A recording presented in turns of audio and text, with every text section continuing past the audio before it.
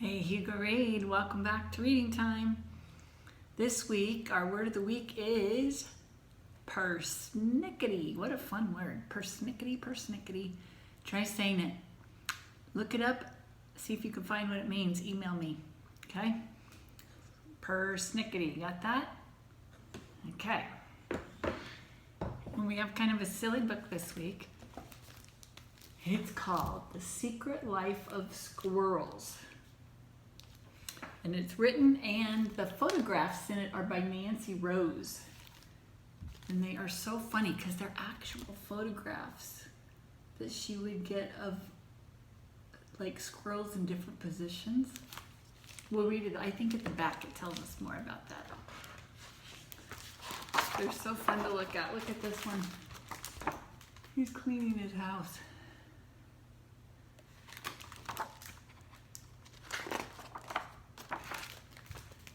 There's Mr. Peanuts. Most squirrels spend their days gathering nuts and climbing trees. Not Mr. Peanuts. He's a rather unusual squirrel.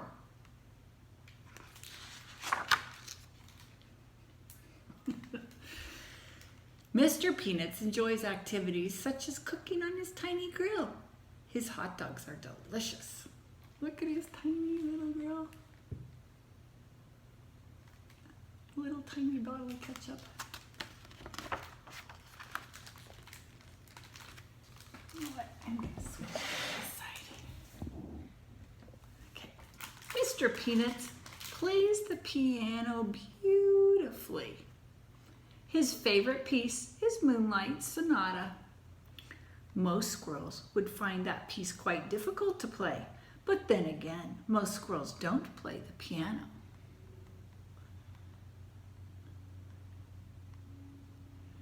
Mr. Peanuts likes to read. His favorite books are A Tale of Two Cities and Goodnight Nut. He especially likes to read aloud. You may have heard him chattering in your backyard. You think you've ever heard a squirrel reading in your backyard? We have a reading fish, right? At the library, maybe. You might have a reading squirrel in your backyard. Mr. Peanuts has a busy and mostly happy life. But once in a while, he feels lonely. Being a clever squirrel, Mr. Peanuts has an idea. He sits down and writes a letter using his very best penmanship. Dear Cousin Squirrel, please come for a visit. I promise you will have an excellent time. Sincerely, Mr. Peanuts.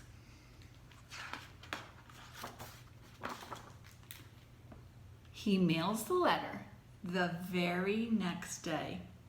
Then he waits and waits and waits some more.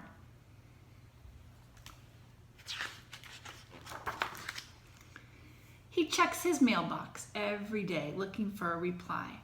One day he finds a letter waiting for him. It reads, Dear Mr. Peanuts, my favorite cuz, thanks for the letter. It's been too long.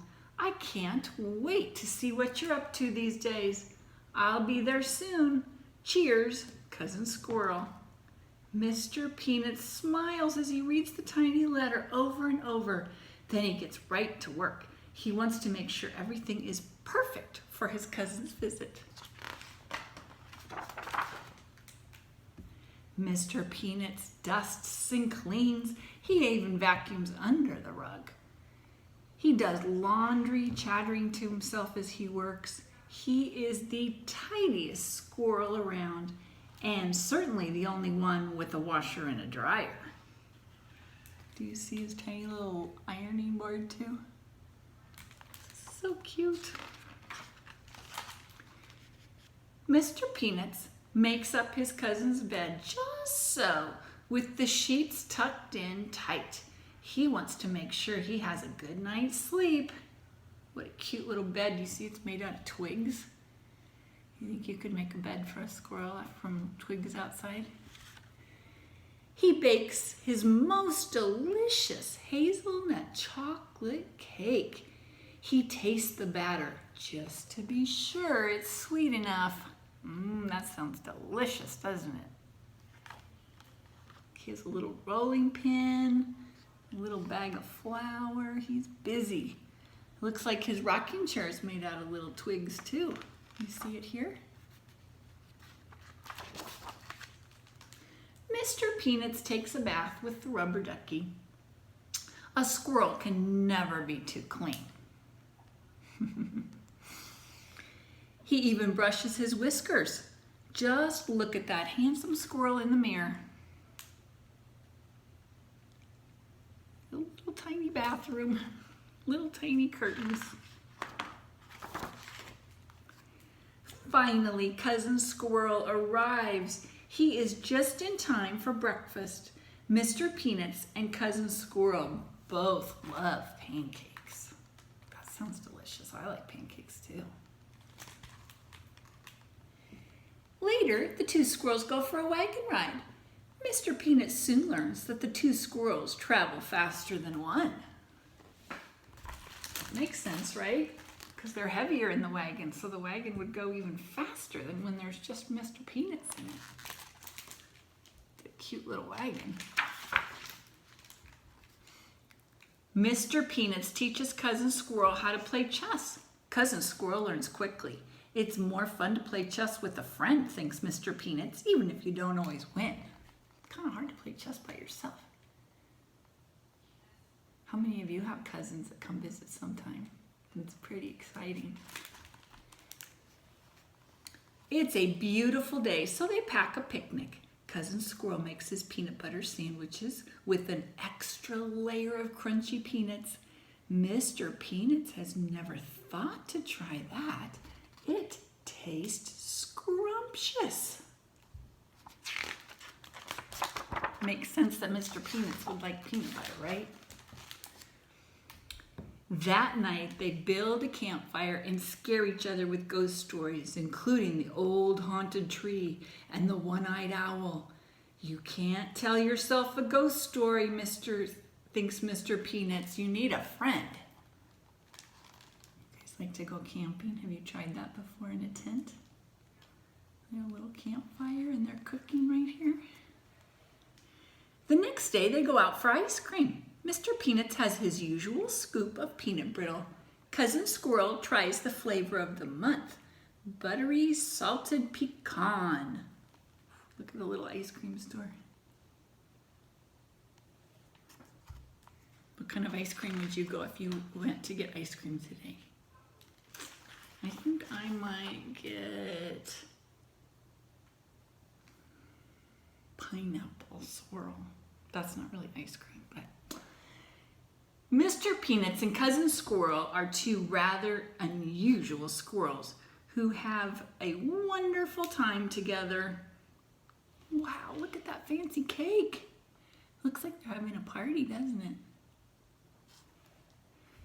Having a friend makes everything twice as fun. The end. And then this talks about tips for photographing wildlife, how she actually made this. It says practice using your camera on things that don't move first, not animals, and then practice on your pet, and then try getting down on the animal's level for better close-ups. So you, instead of pointing down, you would be like looking straight at it. Try to capture the animal's personality. Catch your pet being funny. Keep your camera steady. Look for good light. Do it on the best days. Action shots are always more interesting. Some cameras have settings for sports, which will help you capture moving animals. Take lots and lots of shots. Set up a feeding station for squirrels and birds in your yards if you can, and that will make them come more often. Respect wildlife and be safe. For example, taking pictures of bird nests might frighten the parents away and they might not come back to their babies. Always be careful around pets and animals that you do not know. It's best to have a parent or an older friend with you. Be patient. You can't ask a wild animal to pose for you. So these are so funny. Look at these different pictures that they got. Look at that one. They cut the skin out of the apple to make it look like a heart. So they must have taken a long time to get all those different shots of squirrels, don't you think? And then to make all the different little furniture and things like that. Pretty fun.